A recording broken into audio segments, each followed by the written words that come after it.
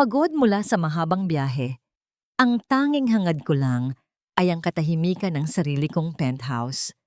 Pero laking gulat ko nang ang sarili kong keycard ay hindi natanggapin ng pintuang ako mismo ang nagbabayad buwan-buwan. Sa likod ng pinto, umalingaw-ngaw ang malakas na tawananan ng pamilyang hindi ko inaasahan. Habang ang amoy ng pagsasamantala ay unti-unting sumasakal sa aking pagtitimpi. Dito ko na-realize na ang santuwaryong pinaghirapan ko ay naging pugad na ng mga anay na handa akong ubusin. Hanggang saan mo kayang tiisin ang utang na loob kung ang mismong asawa mo ang nagbukas ng pinto para traidorin ka? Handa ka bang bawiin ang sayo o hahayaan mo na lang silang tapakan ang iyong dignidad? Pagod na pagod si Sinag habang hinihila ang kanyang maleta sa makintab na pasilyo ng residensya Silayan. 12 araw na sunod-sunod na meeting sa Singapore ang nag-iwan sa kanya ng matinding puyat at sakit ng katawan. Ang tanging nasa isip niya ngayon ay ang malambot niyang kama, isang mainit na shower, at ang katahimikan ng kanyang penthouse na pinaghirapan niyang bayaran sa loob ng 5 taon. Nang makarating sa tapat ng Unit 4,205, kinuha niya ang kanyang keycard at itinapat sa electronic lock. Ngunit sa halip na ang pamilyar na asul na ilaw at tunog ng pagbukas, isang pulang ilaw ang kumislap. Muling itinapat ni Sinag ang card, pula pa rin. Sinubukan niya ang kanyang password sa keypad, ngunit access denied ang lumalabas sa screen. Kumunot ang kanyang noo. Imposibleng malobat ang lock, kakapalit lang niya ng baterya bago siya umalis. Eksakto namang bumukas ang pinto mula sa loob. Ngunit hindi ang asawa niyang si Ban ang bumungad sa kanya. Isang batang lalaki na may hawak na malagkit na lollipop ang tumingala sa kanya habang tumutulo ang sipon. Sa likod nito, narinig ni Sinag ang malakas na hiyawan ng karaoke. Ang kanta ay My Way, at ang boses na kumakanta ay hindi maipagkakailang boses ng kanyang bayaw na si Kidlat. "Sino ka po?" tanong ng bata, habang pinapahid ang kamay na puno ng laway sa mamahaling wallpaper ni Sinag. Hindi nakasagot si Sinag. Nanigas siya sa kinatatayuan, sa loob ng kanyang sala, na dati ay minimalist at amoy lavender. Ngayon ay nagahalo ang amoy ng piniritong tuyo at amoy ng pawis. Ang kanyang dekalidad na puting sofa ay natatakpan na ng mga makukulay na kumot at nagkalat na mga balat ng sitsirya. "Sinag, nandyan ka na pala." Lumabas si Ban mula sa kusina. May hawak na sandok at pawis na pawis. Baka sa mukha nito ang kaba na pilit itinatago sa pamamagitan ng isang pilit na ngiti. "Ban, anong nangyayari rito? Bakit hindi gumagana ang keycard ko? At bakit nandito silang lahat?" Mahinang tanong ni Sinag, habang pilit na kinakalma ang kanyang sarili sa kabila ng mabilis na tibok ng puso. Sinag, kasi nagkaproblema sa lock kahapon, pinalitan ko muna para sa security. Yung tungkol naman kina nanay, kasi hindi na natapos ni Ban ang kanyang sasabihin nang lumabas mula sa kwarto ni Sinag, ang mismong master bedroom, ang kanyang biyenan na si Doña Dalisay. Nakasuot ito ng isa sa mga silk bathrobe ni Sinag at kampanteng naglalakad habang nagpapaypay. "Ay, nandito na pala ang bida," wika ni Doña Dalisay sa mataray na tono. "Huwag mo ngang tanungin ang asawa mo na parang imbestigador, Sinag. Kami ang nagpalit ng lock. Mahirap na. Baka kung sino-sino ang pumasok habang wala ka." Nanlaki ang mga mata ni Sinag. "Kayo ang nagpalit ng lock ng bahay ko? At bakit kayo nasa kwarto ko, Nanay Dalisay?" Huminto sa pag-awit si Kidlat at pinatay ang karaoke.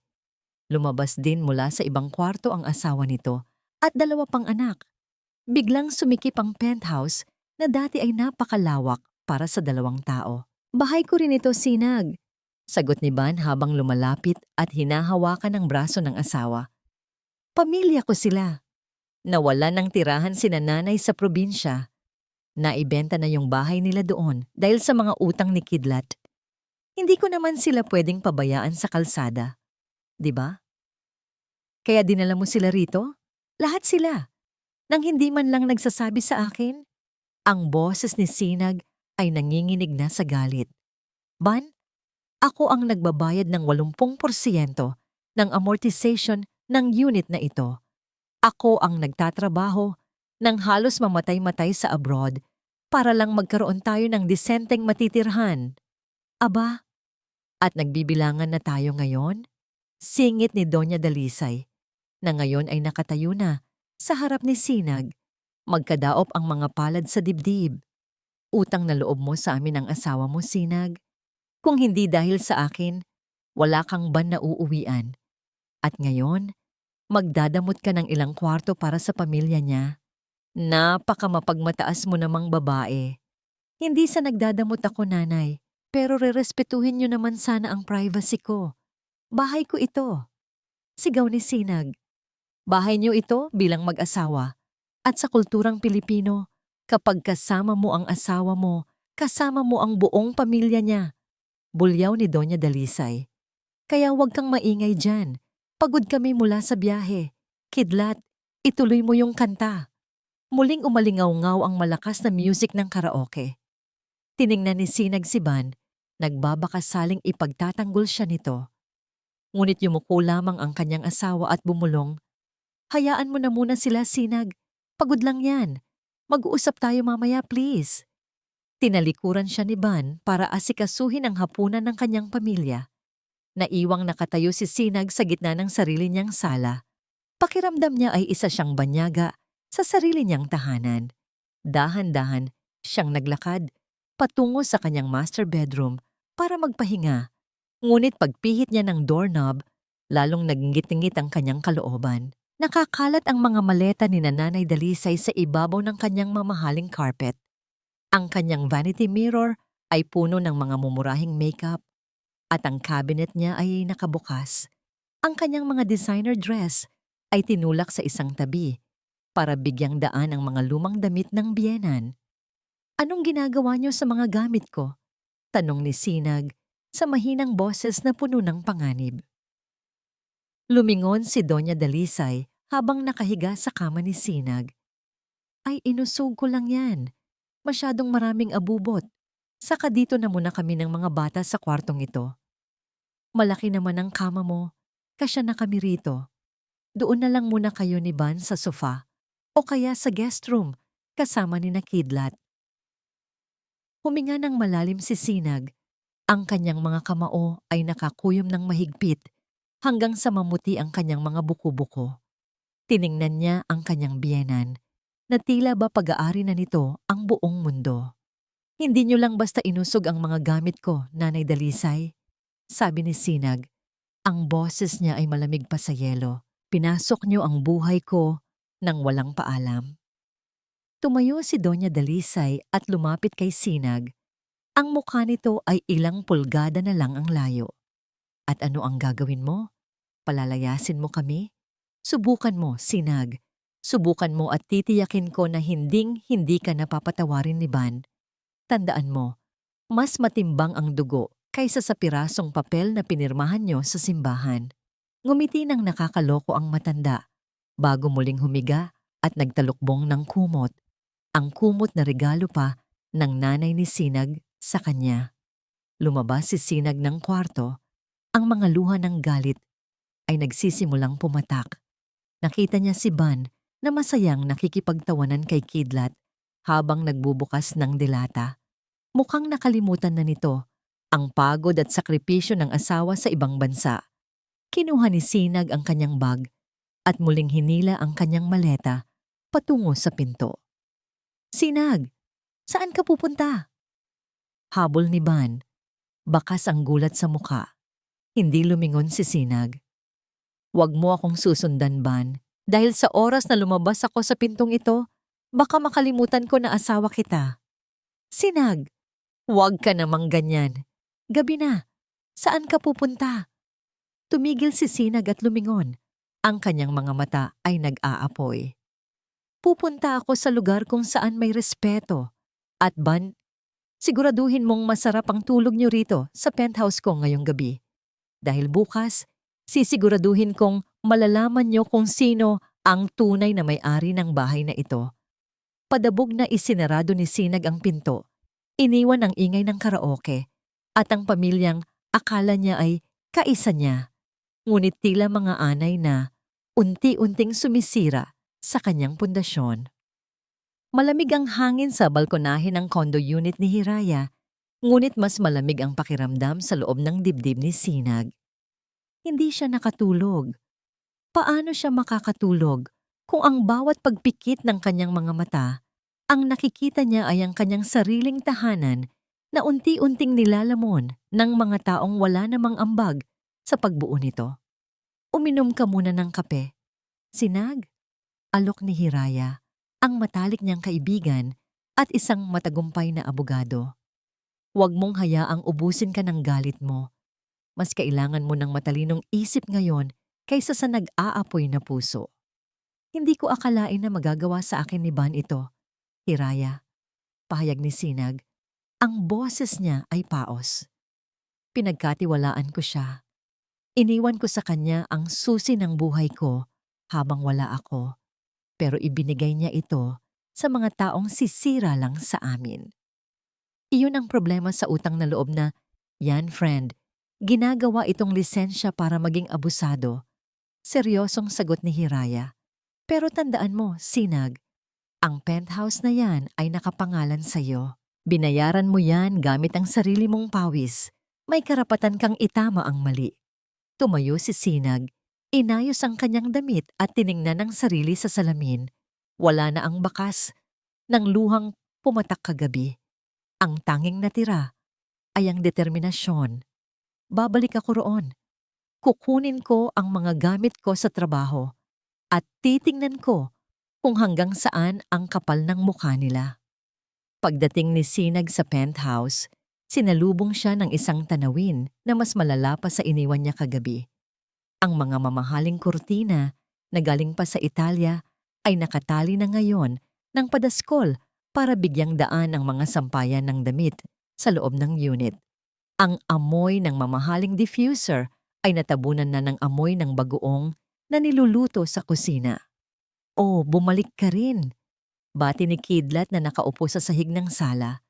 Walang damit pang itaas at tila ba nasa sariling bakuran lang. Akala namin ayaw mo na rito. Sabi ni Nanay, baka naghahanap ka lang ng atensyon. Hindi siya pinansin ni Sinag. Dumiretso siya sa kanyang mini office, ang tanging lugar na itinuturing niyang sanctuary. Ngunit pagbukas niya ng pinto, halos tumigil ang tibok ng kanyang puso. Ang kanyang ergonomic chair ay inookupa ni Kidlat. Ang dual monitors na ginagamit ni Sinag para sa kanyang international meetings ay puno ng stickers ng kung ano-anong cartoon characters. Ang mas masakit, ang kanyang desk na gawa sa mahogany ay may mga bilog na mantsa ng basang baso at nagkalat na abo ng sigarilyo. Kidlat, lumabas ka rito, sigaw ni Sinag. Sandali lang ate, malapit na akong manalo sa laro ko. Sayang naman ang rank ko kung mag-AFK ako. Sagot ni Kidlat habang mabilis na pinipindot ang keyboard ni Sinag. Dito na hindi nakapagpigil si Sinag. Lumapit siya at mabilis na hinugot ang saksakan ng computer mula sa dingding. Biglang namatay ang mga monitor. Ano ba? Ate naman! Kita mong seryoso ang laro ko. Galit na tumayo si Kidlat. Akmang lalapitan si Sinag. Laro. Sa computer na pinaghirapan kong bilhin, sa kwartong hindi mo naman pag-aari. Bulyaw ni Sinag. Lumabas ka rito bago ko tawagin ang security. Aba, Kidlat. Huwag kang magpapatalo sa babaeng yan. Sigaw ni Doña Dalisay mula sa kusina. Ban, halika rito. Tingnan mo ang asawa mo, inaaway ang kapatid mo. Mabilis na pumasok si Ban sa kwarto. Tila ba isang referee sa isang laban na ayaw niyang daluhan. Sinag, dahan-dahan naman. Computer lang yan. Pwedeng buksan ulit. Bakit kailangang mag-iskandalo? Computer lang. Ban, nandito ang lahat ng files ko para sa presentation bukas. Paano kung may nabura siya? At tingnan mo itong mesa ko. Punong-puno ng dumi. Turo ni Sinag sa mga mantsa. Nasaan ang mga gamit ko? Yung mga folder ko sa ibabaw ng desk? Napakamot sa ulo si Van. Inilipat muna namin sa storage room sa baba. Kasi sabi ni nanay, masyadong cluttered tingnan ang kwartong ito. Ginawa na mo ng kwarto ni Kidlat at ng mga bata. Natawa si Sinag, isang tawang puno ng pait. Cluttered? Ang gamit ko para sa trabaho. Tinawag niyang kalat at inilagay niyo sa madilim at maalikabok na storage room? Para naman maging homey ang pakiramdam ni Nanay Sinag. Konting adjustment lang naman. Pakiusap ni Van. Hindi na nakinig si Sinag. Lumabas siya at tinungo ang storage room sa kabilang bahagi ng unit. Doon, nakita niya ang mga kahon ng kanyang buhay, ang kanyang mga libro, ang kanyang mga parangal, at ang kanyang mga personal na alaala na nakatambak lang sa isang sulok na parang basura. Habang hinahanap niya ang isang mahalagang folder, may narinig siyang tawanan mula sa sala. Isang babaeng nagngangalang Misty, ang kasintahan ni Kidlat, ang pumasok sa unit na may dalang mga plastic ng fast food. Ngunit hindi ang pagkain ang nakakuha ng atensyon ni Sinag, kundi ang bagay na bitbit ni Misty. Isang limited edition na Hermes Birkin na kulay beige. Iyon ang regalong ibinigay ni Sinag sa sarili noong ma-promote siya bilang vice president ng kumpanya. Maingat niya itong itinatago sa loob ng isang dust bag at sa loob ng desusing cabinet sa master bedroom. Ngunit ngayon, ang bag na yon ay nakasabit sa braso ni Misty. At ang mas malala, puno ito ng kung ano-anong basura. Nakita ni Sinag na may lumabas na kalahating bukas na pakete ng sitsirya mula sa loob ng bag habang kinukuha ni Misty ang kanyang cellphone. Ay, hello po Ate Sinag. Ang ganda po pala ng bag nyo. Sakto sa outfit ko para sa date namin ni Kidlat mamaya. Hiram mo na ako, ha? Sabi naman ni Tita Dalisay. Sa pamilya, walang hiraman dahil iisa lang ang gamit natin. Nakangiting sabi ni Misty. Tila wala itong ginagawang masama. Nanigas ang buong katawan ni Sinag. Ang bag na yon ay hindi lang basta kagamitan. Simbolo yon ng kanyang mga puyat, pagod at bawat patak ng pawis sa ibang bansa. Ngayon, ginagawa na lang itong lalagyan ng basura ng isang taong hindi man lang marunong rumespeto. Ibigay mo sa akin yan, mahinahong sabi ni Sinag, ngunit ang kanyang mga mata ay nanlilisik. Ha? Ate, sandali lang naman. Ibinabalik ko naman mamaya pagkatapos ng mall. Sabi ko, ibigay mo sa akin ang bag ko. Sigaw ni Sinag na yumanig sa buong penthouse. Agad na lumapit si Doña Dalisay at humarang sa harap ni Misty. Aba, Sinag! Huwag mong sigawan ng bata. Bag lang yan. Napakamaramot mo talaga. Akala mo ba madadala mo ang mga material na bagay na yan sa langit? Magbigay ka na naman. Tumingin si Sinag kay Bana na nasa likuran ni Doña Dalisay. Ang kanyang asawa ay nakatingin lang sa sahig. Walang kibo, walang lakas na pigilan ang kanyang ina. Ban, ito ba ang gusto mo? Tanong ni Sinag. Ang boses niya ay nanginginig sa watpait. Na pati ang dignidad ko, hayaang tapakan ng pamilya mo. Bago pa makasagot si Ban, kinuha ni Misty ang bag at akmang lalabas na ng pinto. Tita, alis na po kami ni Kidlat. Baka malate kami sa sine. Iwan mo ang bag, Misty. Matigas na utos ni Sinag. Misty, ituloy mo lang ang lakad nyo. Ban, pigilan mo ang asawa mo. Utos naman ni Doña Dalisay. Hinarangan ni Sinag ang pinto, ngunit itinulak siya ni Kidlat para makadaan si Misty.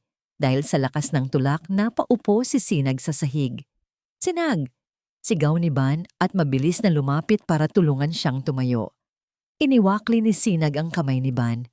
Tumayo siya ng mag-isa, pinagpag ang kanyang damit at tiningnan silang lahat.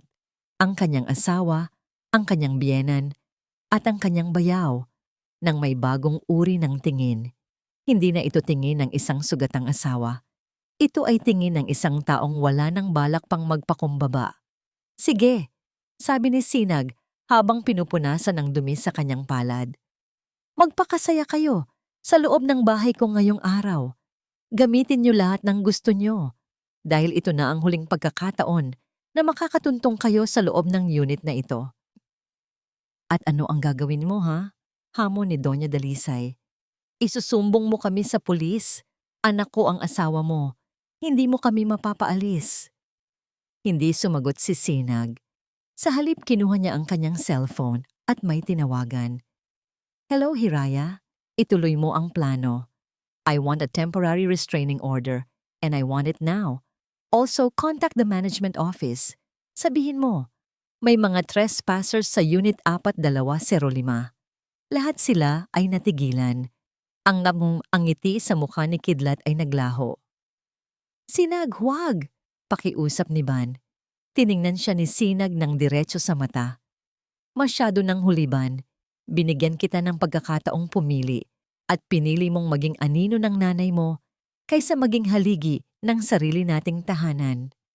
Lumabas si Sinag ng penthouse at sa pagkakataong ito, hindi na siya lilingon pa.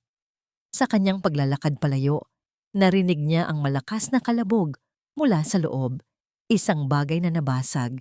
Marahil ay isa sa kanyang mga paboritong florera, pero wala na siyang pakialam. Mas mahalaga ang kanyang kapayapaan kaysa sa anumang kristal. Gulong-gulo ang isip ni Ban habang nakatitig sa pinto. Nakakasara lang ni Sinag. Ang bawat yabag ng kanyang asawa palayo ay tila isang pako na ibinabaon sa kanyang dibdib. Gusto niya itong habulin, gusto niyang lumuhod at humingi ng tawad. Pero nararamdaman niya ang matatalim na tingin ng kanyang ina sa kanyang likuran.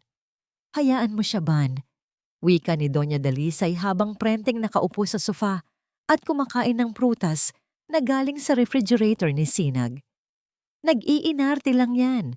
Babalik din yan kapag lumipas na ang toyo sa ulo. Hindi kanyan matitiis. Nay, sumobra na yata tayo.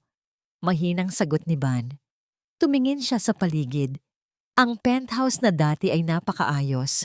Ngayon ay mukhang sinalanta ng bagyo. Bahay niya ito. Pinaghirapan niya ito sa Singapore ng ilang taon. Hindi naman tama na palitan natin ang lock nang wala siyang alam. Biglang ibinaba ni Doña Dalisay ang hawak na tinidor at tumayo. Ang kanyang mukha ay agad na napuno ng drama. Ganun na ba ngayon, Banyuhay? Pinaglalaban mo na ang babaeng yan kaysa sa sarili mong ina? Nakalimutan mo na ba kung ilang gabi akong hindi natulog noong nagkasakit ka noong bata ka? Nakalimutan mo na ba ang lahat ng sakripisyo ko para mapagtapos ka ng pag-aaral? Nay, hindi naman sa ganoon. Iyan na ng hirap sa inyong mga lalaki. Kapag nakahanap na kayo ng asawa, kinakalimutan nyo na ang nanay nyo. Utang na loob mo sa akin ang buhay mo, Ban. At ngayon, dahil lang sa isang unit ng kondo at ilang pirasong gamit, itataboy mo ang nanay mo at ang kapatid mong walang matuluyan. Humagulgol ng iyak si Doña Dalisay. Isang iyak na alam ni Ban na laging nagpapalambot sa kanyang puso. Lumapit si Kidlat at inakbayan ng ina. Kuya, tingnan mo si nanay. Tumataas na naman ang presyon. Sabi ni Kidlat nang may halong paninisi. Wala naman kaming ibang mahihinga ng tulong kundi ikaw. Akala ko ba pamilya tayo? Akala ko ba walang iwanan? Napahawak si Ban sa kanyang ulo. Pakiramdam niya ay naiipit siya sa dalawang nag-uumpugang bato. Mahal niya si Sinag. Siya ang buhay niya. Pero ang utang na loob sa kanyang pamilya ay isang mabigat na tanikala na hindi niya kayang lagutin. Sa kultura niya, ang pagsuway sa magulang ay katumbas ng sumpa. Kinuha ni Ban ang kanyang cellphone at sinubukang tawagan si Sinag. Isang ring, 2, 3, hanggang sa mapunta ito sa voicemail. Sinubukan niya ulit, pero out of coverage na ang asawa. Sinag, please, sagutin mo ang tawag ko. Bulong ni Ban sa sarili. Lumipas ang ilang oras. Gabi na pero wala pa ring paramdam si Sinag. Ang pamilya ni Ban ay tila wala namang balak mag-adjust. Ang mga anak ni Kidlat ay tumatalon sa kama na dating maingat na inaalagaan ni Sinag. Si Misty naman ay abala sa pag-post sa social media. Suot ang mga alahas na nakita niya sa drawer ni Sinag. na may caption na living my best life in our new home. Hindi na nakatiis si Ban. Misty, pakihubad niyan. Kay Sinag yan. Kuya Ban naman hiram lang eh. Ang dami-dami naman niya. Hindi naman niya nasusuot lahat. Sagot ni Misty habang nagpapatuloy sa pag-selfie. Sabi ko hubarin mo. Sigaw ni Ban. Nagulat ang lahat sa biglang pagtaas ng boses ni Ban. Kahit si Doña Dalisay ay natigilan sa pagkain. Bakit ka ba sumisigaw, Ban? Para kang hindi lalaki. Sita ng kanyang ina. Kung ayaw mong maingay dito, puntahan mo ang asawa mo at pagsabihan mo. Siya ang may kasalanan kung bakit magulo ang pamilyang ito. Kung marunong lang siyang sumunod at rumespeto sa amin, hindi tayo magkakaganito. Sa gitna ng tensyon, biglang tumunog ang intercom ng kondo. Sir, may bisita po kayo rito sa baba. Isang Attorney Hiraya Valderrama at may kasama pong mga pulis at building security. Wika ng boses mula sa kabilang linya. Namutla si Ban. Alam niyang seryoso si Sinag pero hindi niya akalaing aabot sila sa ganito kabilis. Anong pulis? Anong abogado? Hysterical na tanong ni Doña Dalisay. Ban, huwag mong sabihing ipapakulong mo ang sarili mong ina. Hindi ako, Nay. Si Sinag, mahinang sabi ni Ban. Bumukas ang pinto at pumasok si Hiraya, kasama ang dalawang nakaunipormeng gwardiya at isang sheriff. Wala si Sinag sa likuran nila, pero ang presensya ng kanyang galit ay ramdam sa bawat sulok ng silid. Good evening! Formal na bati ni Hiraya. I am Attorney Hiraya Valderrama, Legal Counsel of Mrs. Sinag Marilag Magiting. We are here to serve a formal notice to vacate. According to the title of this property, Mrs. Sinag Marilag is the sole owner of this unit. Aba, at sino ka namang babae ka para paalisin kami? Sigaw ni Doña Dalisay. Asawa siya ng anak ko. Ang ari-arian ng asawa ay ari-arian din ng lalaki. Tumingin si Hiraya kay Ban ng may halong awa at pangungutya. Mr. Magiting, alam mong hindi totoo yan lalo na't ang penthouse na ito ay binili bago pa kayo ikasal at ang pondo ay nanggaling lamang sa bulsa ni Sinag.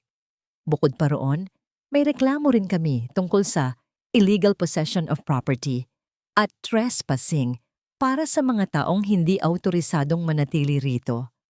Ban, gawin mo ang paraan. Huwag kang tumayo lang dyan.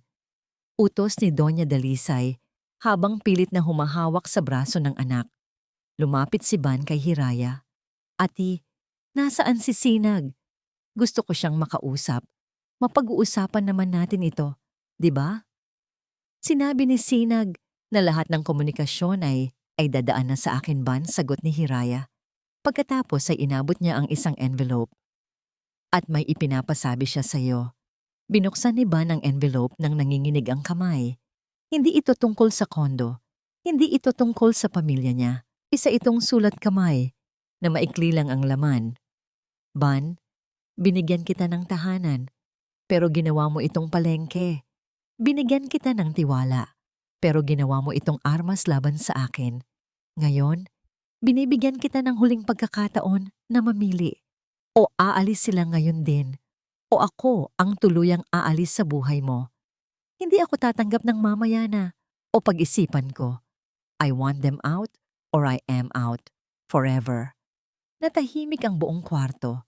Nakatingin ang lahat kay Ban, ang kanyang ina na naghihintay ng kanyang proteksyon, ang kanyang kapatid na umaasa sa libreng tirahan, at ang abogado na naghihintay ng kanyang desisyon.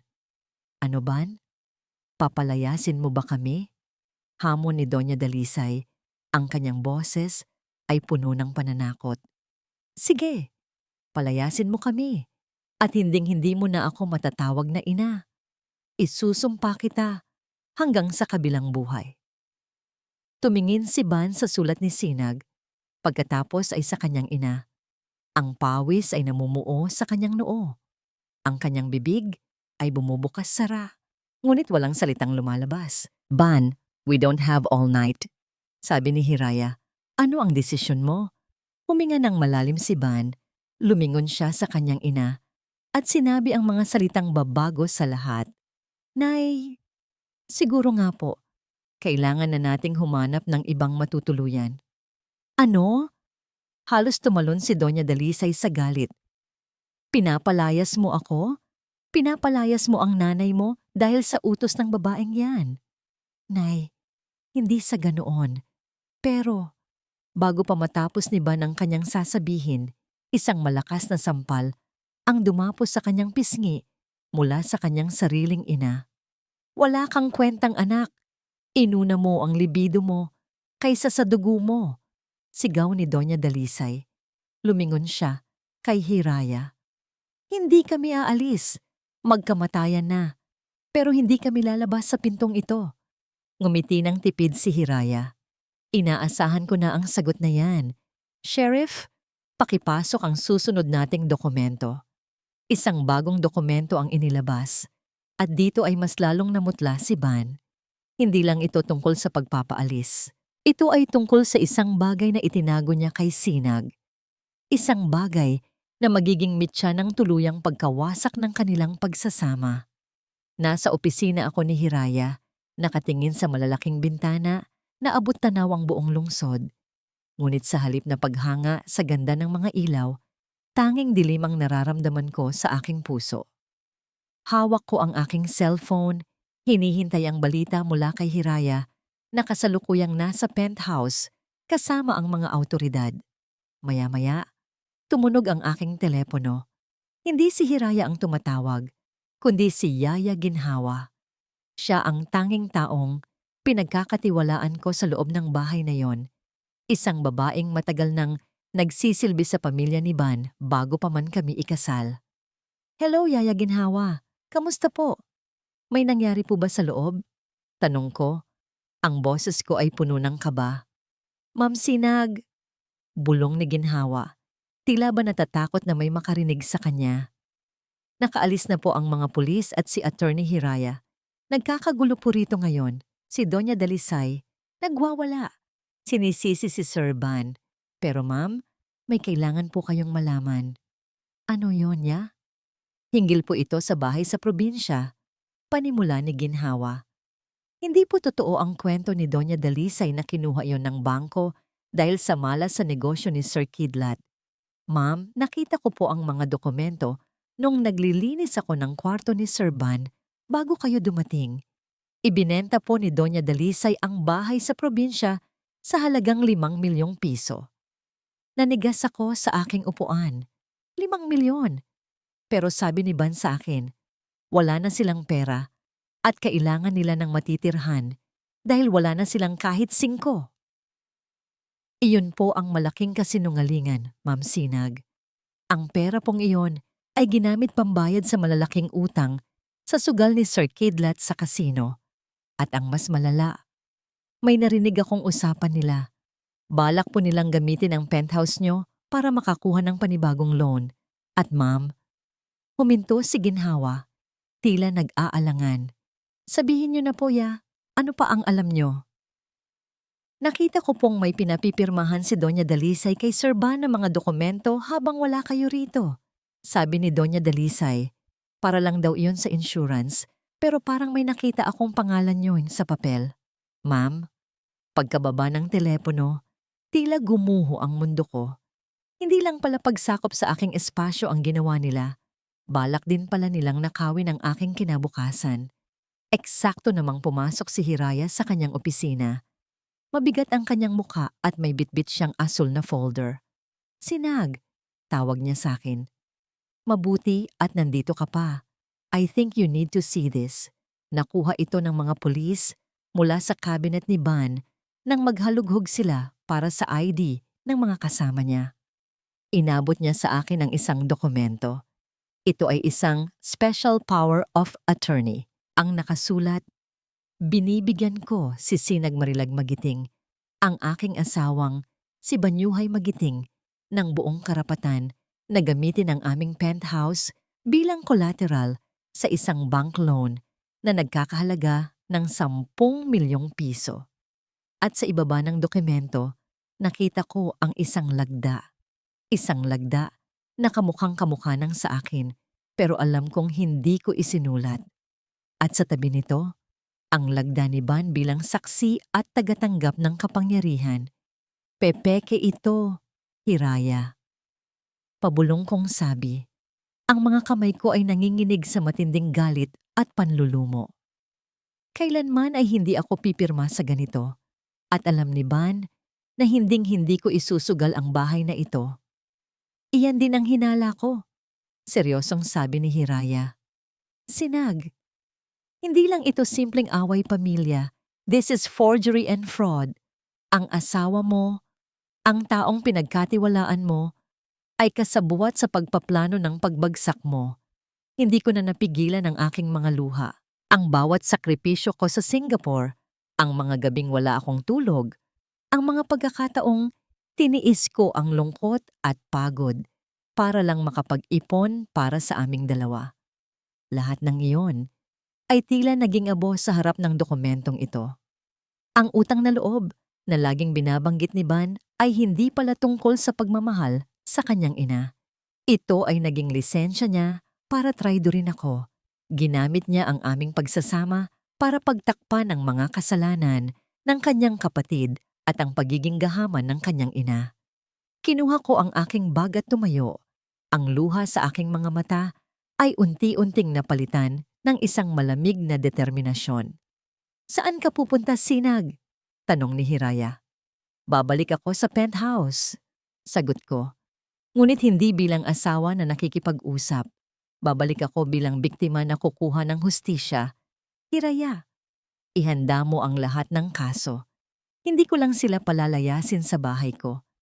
Titiyakin ko na pagbabayaran nila ang bawat sentimo at bawat kasinungalingang ginawa nila sa akin. Paano si Ban? Huminto ako sa may pinto at lumingon. Si Ban? Siya ang pinakamasakit na bahagi ng kwentong ito. Dahil siya ang nagbukas ng pinto para pasukin ako ng mga kaaway. And for that, he will lose me forever.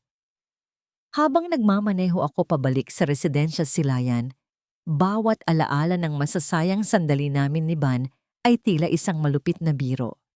Naalala ko noong sinabi niya sa akin na ako lang ang kailangan niya. Ngayon, alam ko na ang ibig niyang sabihin, ako lang ang kailangan nila para maging gatasan ng kanilang marangyang buhay na wala namang basihan. Pagdating ko sa tapat ng gusali, nakita ko ang anino ng penthouse ko sa itaas. Dati, iyon ang simbolo ng aking tagumpay. Ngayon, isa itong battlefield. Nang bumukas ang elevator sa ika-42 palapag, hindi sigaw o karaoke ang narinig ko, kundi ang boses ni Doña Dalisay na galit at ang hikbi ni Ban. Pumasok ako sa loob at lahat sila ay napatingin sa akin.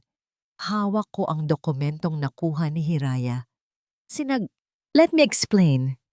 Bungad ni Ban akmang lalapit sa akin. Itinaas ko ang aking kamay para patigilin siya. Inihagis ko ang pekeng SPA sa mesa sa gitna ng kanilang mga tirang pagkain. Sino ang pumeke ng pirma ko rito? Tanong ko sa boses na walang anumang emosyon. Sino sa inyong tatlo ang gustong maunang mabulok sa kulungan? Ang katahimikan sa silid ay tila isang bomba na handa ng sumabog. Ang mukha ni Doña Dalisay na kanina ay puno ng drama. Ngayon ay napuno ng tunay na takot. Ang bawat segundo ng katahimikan sa loob ng penthouse ay tila isang matalim na kutsilyo na humihiwa sa pagkatao ni Ban. Nakatitig si Sinag sa kanya. Ang mga mata nito ay hindi na luha ang laman, kundi isang apoy na handang tumupok sa lahat ng kanilang pinagsamahan. Ban, itatanong ko ulit ni Sinag. Ang boses niya ay mahinahon, pero ramdam ang panganib. Sino ang pumeke ng pirma ko rito? Ikaw ba? Sinag, kasi kailangan lang talaga ni Kidlat ng puhunan para sa bago niyang negosyo. Nauutal na sagot ni Ban. Hindi siya makatingin ng diretsyo. Sabi ni Nanay, hindi mo naman daw malalaman agad. At mababayaran din naman bago dumating ang due date. Isang pirma lang naman yun. Isang pirma? Halos mapatiling natawa si Sinag. Isang pirma na pwedeng maging mitya ng pagkakawala ng lahat ng pinaghirapan ko? Ban krimen ang ginawa nyo. Forgery ito. At ginamit mo ang tiwala ko para ipahamak ako. Aba, at talagang kami pa ang kriminal ngayon? Singit ni Doña Dalisay. Tumayo ang matanda at marahas na kinuha ang papel sa mesa. Pagkatapos ay pinunit-punit ito sa harap ni Sinag. Wala na ang papel. Ngayon, anong ebidensya mo? Napakalapastangan mo, talagang babae ka. Pinapalabas mo na magnanakaw ang pamilya ng asawa mo? Nanay Dalisay, kahit punitin nyo yan, may digital copy si Attorney Hiraya. Malamig na sagot ni Sinag. At alam nyo ba kung ano ang mas masakit? Alam ko na ang tungkol sa 5 milyong piso na nakuha nyo mula sa pagbebenta ng bahay nyo sa probinsya. Ang perang ipinambayad nyo sa utang sa sugal ni Kidlat. Napatigil si Kidlat sa isang sulok. Namutla naman si Doña Dalisay, ngunit mabilis ding nakabawi sa pamamagitan ng galit. Sino ang nagsabi niyan sa'yo? Ang tsismosang yaya na yan. Turo ni Doña Dalisay kay Ginhawa na nakatayo sa may kusina. Ban, tingnan mo ang asawa mo. Pinaiimbestigahan tayo. Hindi niya tayo pamilya ang turing, kundi mga suspek. Napaka-insulto nito para sa akin bilang nanay mo. Muling nagsimula ang drama ni Doña Dalisay. Humawak siya sa kanyang dibdib at tila nahihirapang huminga. Aray, ang puso ko. Ban, ang presyon ko tumataas. Hindi ko na kaya ang pambabastos ng babaeng ito. Sinag, tama na. Sigaw ni Ban. Lumapit siya sa kanyang ina para alalayan ito. Tingnan mo ang ginagawa mo kay nanay. Pwede naman nating pag-usapan ito ng mahinahon. Bakit kailangang ungkatin pa ang nakaraan? Mahinahon. Hakbang ni Sinag patungo sa asawa. Ban, ninanakawan na tayo ng sarili mong pamilya. Sinisira nila ang buhay natin. At ikaw, hinahayaan mo lang sila dahil lang sa utang na loob na yan. Hanggang kailan ka magbubulag-bulagan? Hanggang sa mapunta tayo sa kalsada? Huwag mong pagsalitaan ng ganyan ang pamilya ko. Bulyaw ni Ban. Sila ang nagpalaki sa akin. Wala ka rito noong mga panahong hirap na hirap kami. At wala rin sila rito noong mga panahong nagkaka-anxiety attack ako sa Singapore dahil sa pressure sa trabaho para lang maipadala ko ang hinihingi mong panggastos ni nanay. Ganti ni Sinag. Ang mga luha ay muling pumatak dahil sa sobrang sakit. Ban, gising! Ginagamit ka lang nila. Ginagawa ka nilang sangkalan para sa mga bisyo nila. Sinungaling. Sigaw ni Doña Dalisay, sabay damba kay Sinag. Ikaw ang sumisira sa anak ko. Ikaw ang naglalayo sa kanya sa amin. Demonyo ka! Tinangkang itulak ni Doña Dalisay si Sinag, pero mabilis na nakailagang huli. Sa gitna ng kaguluhan, aksidenteng natabig ang isang mamahaling florera sa gilid, isang antik na regalo pa ng yumaong ama ni Sinag. Nagkadurog-durog ito sa sahig. Napatitig si Sinag sa mga piraso ng florera. Iyon ang huling alaala niya sa kanyang tatay. Sa sandaling iyon, parang may kung anong naputol sa loob ng kanyang dibdib. Lumabas na kayo, bulong ni Sinag. Ang boses niya ay hindi na nanginginig. Puno na ito ng puot. Lahat kayo. Ngayon din. Ano? Ban, naririnig mo ba? Pinapalayas niya ang nanay mo. Udyok ni Doña Dalisay habang humahagulgol. Bakit mo hinahayaang bastusin ako sa harap mo? Wala ka bang bayag para protektahan ang nanay mo? Sinag, bawiin mo ang sinabi mo. Utos ni Ban. Ang kanyang mukha ay namumula na sa galit at kahihiyan. Humingi ka ng tawad kay nanay. Hihingi ako ng tawad? Natawa ng mapait si Sinag. Dahil sa ano?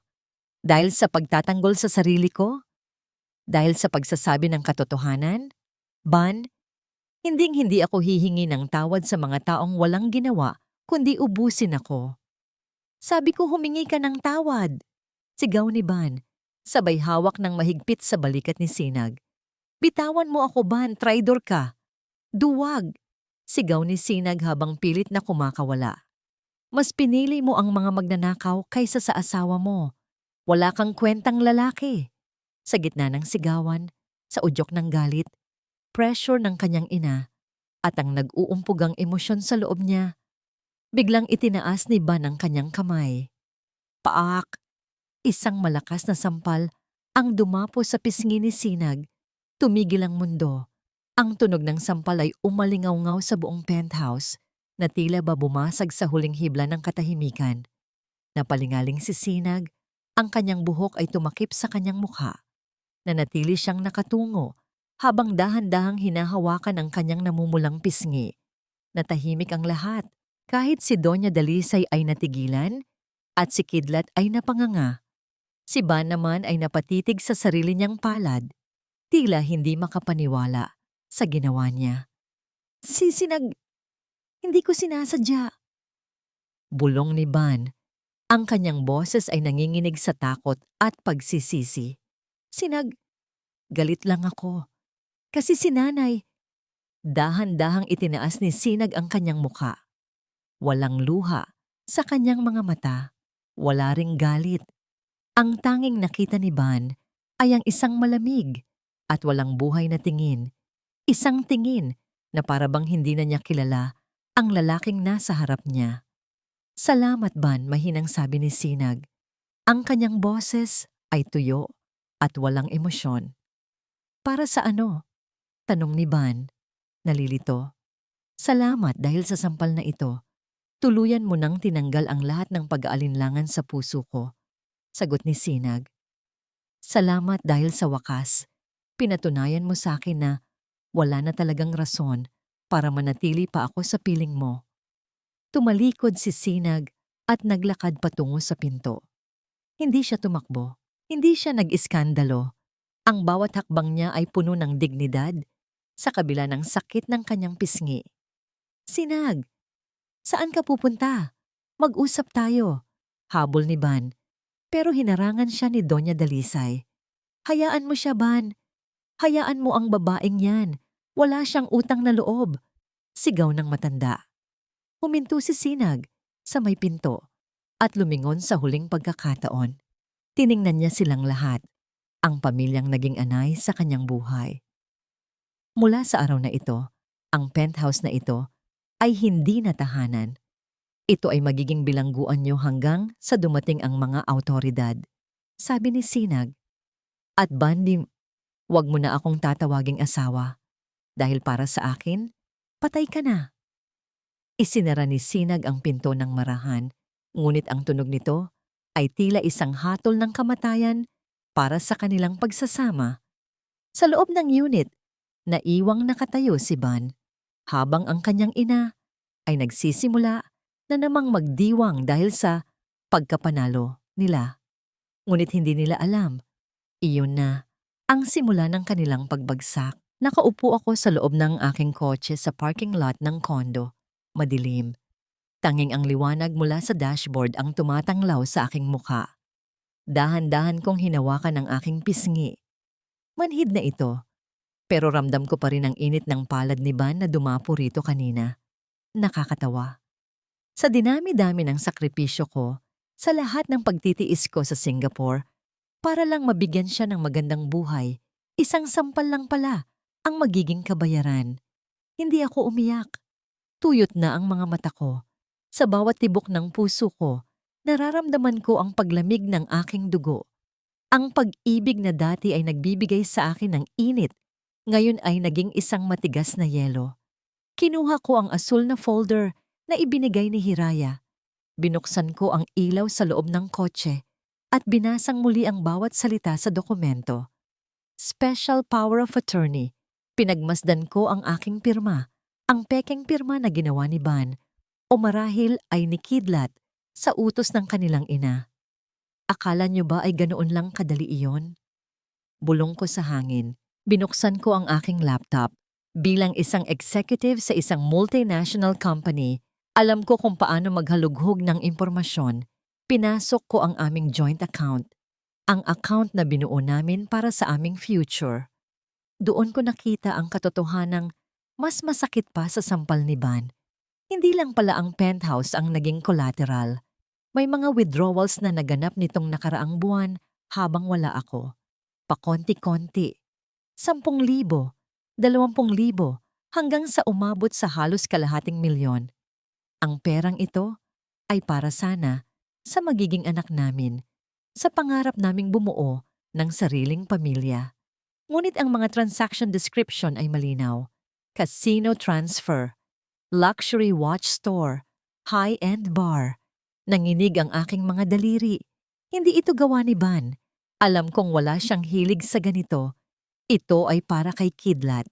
Ginamit ni Van ang aming pinag-ipunan para tustusan ang luho ng kapatid niyang batugan habang ako ay nagpapakapagod sa abroad. Isang malalim na hininga ang pinakawalan ko. Isinara ko ang laptop at kinuha ang aking cellphone. Hiraya. Tawag ko nang sagutin niya ang telepono. Sa unang ring pa lang. Sinag. Kumusta ka? Nakaalis ka na ba sa penthouse? Bakas ang pag-aalala sa boses ng kaibigan ko. Hiraya, kailangan ko ng pabor. Hindi lang ito tungkol sa notice to vacate. I want to file a case of falsification of private documents and estafa laban kay Kidlat at Doña Dalisay. At para kay Van. Tumigil ako sandali. Ang sakit ay parang humihiwa sa lalamunan ko, pero nilunok ko ito. Ihanda mo ang petition for legal separation at annulment papers. I want a total freeze sa lahat ng accounts na may pangalan ko. Sinag, sigurado ka na ba? Masyadong mabigat ang mga kasong ito. Pwedeng mabilanggo ang biyenan at bayaw mo. At si Van, baka madamay siya bilang co-conspirator. Babala ni Hiraya. Pinili niya ang panig nila, Hiraya. Noong itinaas niya ang kamay niya sa akin, tinapos na niya ang lahat ng pagkakataong ibinigay ko. Hindi ko hahayaang ubusin nila ako hanggang sa wala nang matira sa pagkatao ko. I built my life with my own hands and I will protect it with everything I have. Sige, Sinag, gagawin ko ang lahat ng legal na hakbang, pero saan ka tutuloy ngayon? Huwag kang babalik sa penthouse. May hotel akong tinutuluyan malapit dito. Bukas ng umaga, gusto kong magpadala ka ng locksmith at security team. Papalitan natin ang lahat, pati ang biometric access. At Hiraya, pakitawagan ang bank manager natin. Sabihin mo, I am revoking all access to my personal assets. Copy that, Sinag. Matulog ka muna. Magiging mahaba ang laban na ito. Ibinaba ko ang telepono. Tiningnan ko ang penthouse sa itaas na palapag. Maliwanag ang mga ilaw. Siguradong nagdiriwang sila ngayon. Siguradong iniisip nila na nagtagumpay sila dahil napaalis nila ako. Inisip marahil ni Doña Dalisay na nakuha na niya ang kontrol sa kanyang anak at sa kayamanan ko. Inisip marahil ni Kidlat na tuloy ang maliligayang araw niya gamit ang pera ko. At si Van, marahil ay iniisip niyang magpapalamig lang ako at bukas ay hihingi rin siya ng tawad at mapapatawad ko siya. Nagkakamali sila. Pinaandar ko ang sasakyan at dahan-dahang lumabas ng parking lot. Sa huling pagkakataon, tiningnan ko ang replika ng aking pisngi sa rearview mirror. Ang pamumula ay nagiging pasana. Ito na ang huling beses na masasaktan niyo ako. Panata ko sa aking sarili. Pagdating ko sa hotel, binuksan ko ang aking tablet at tiningnan ang schedule ng construction team na dati ay kinuha ko para mag-renovate ng penthouse. Tinawagan ko ang contractor. Engineer Santos, ituloy natin ang renovation sa Unit 4,205 bukas ng alas 8 ng umaga. Pero may pagbabago. I want a complete gut out. Alisin lahat ng gamit na hindi sa akin. I-dispose lahat ng lumang furniture. At siguraduhin nyo na walang makakapasok na kahit sino, maliban sa akin at sa team nyo. Pero Ma'am Sinag, may mga tao po roon, di ba? Yung pamilya ng asawa nyo? Tanong ng engineer. Huwag nyo silang alalahanin, engineer. May dala kaming sheriff at security. Ang trabaho nyo ay linisin ang unit ko mula sa anumang uri ng kalat at anay. Ibinaba ko ang telepono at nahiga sa kama. Sa gitna ng katahimikan ng hotel room, naramdaman ko ang kakaibang kalayaan. Wala nang ingay ng karaoke, wala nang amoy ng tuyo, wala nang boses na humihingi ng pera. Ngunit bago ako tuluyang makatulog, isang mensahe ang pumasok sa cellphone ko mula kay Van. Sinag, sorry na. Galit lang ako kanina. Pumalik ka na rito. Nagluto si nanay ng paborito mong adobo. Pag-usapan natin ito ng maayos. Mag-asawa tayo, di ba? Walang iwanan. Hindi ko sinagot ang message. Sa halip, pinindot ko ang block button. Mag-asawa tayo, Ban. Pero ikaw ang unang nang iwan. Bulong ko, habang unti-unting pumipikit ang aking mga mata. Ang bukas ay hindi na magiging tungkol sa pag-ibig. Ito ay magiging tungkol sa paniningil. Hindi ako nakatulog ng maayos. Sa tuwing ipipikit ko ang aking mga mata, nararamdaman ko ang pagdapo ng aking palad sa pisngi ni Sinag. Ang tunog ng sampal na yon ay tila paulit-ulit na umaalingaw-ngaw sa aking pandinig. Mas malakas pa sa anumang sigaw. Anong ginawa ko? Bulong ko sa sarili habang nakaupo sa gilid ng kama. Ang kama na dati ay amoy lavender pero ngayon ay amoy sigarilyo dahil kay Kidlat. Tiningnan ko ang aking cellphone. Wala pa ring sagot mula kay Sinag, ni hindi man lang delivered ang mga huli kong mensahe. Alam kong nasaktan ko siya ng husto, pero hindi ko akalain na aabot kami sa puntong hahantong sa mga pulis at abogado. Ban, halika na rito sa labas. Nakahanda na ang almusal. Sigaw ni Nanay Dalisay mula sa sala. Lumabas ako na mabigat ang loob. Nakita ko sina Kidlat at Misty na masayang kumakain ng mamahaling ham at itlog na kinuha nila sa freezer ni Sinag. Parang wala silang pakialam sa gulo na nangyari kagabi. Kuya, huwag mo na kasing isipin yung babaeng yan, sabi ni Kidlat habang punong-puno ng pagkain ng bibig.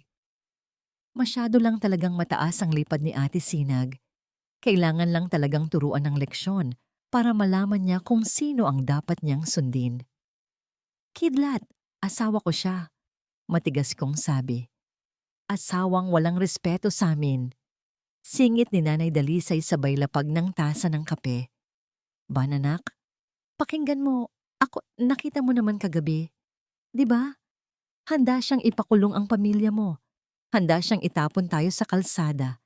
Ganyan ba ang mabuting asawa? Nay, pero bahay niya ito. Bahay niyo ito, putol ni Nanay. At para hindi na maulit ang ganito, may naisip kaming paraan ni Kidlat para na rin sa seguridad mo, Ban. Paano kung bukas makalawa? Palayasin ka rin na niya. Saan ka pupunta? Kaya dapat, kausapin mo siya na ilipat ang pangalan ng penthouse na ito sa akin. Napatigil ako sa pag-inom ng kape. Ano? Nay, bakit sa inyo? Para gift of gratitude o regalo ng pasasalamat sa pagpapalaki ko sa iyo. Paliwanag ni Nanay nang may kasamang paawa na tono. Kapag nakapangalan na sa akin, wala na siyang kapangyarihan na takutin tayo. Mananatili tayong buo bilang pamilya.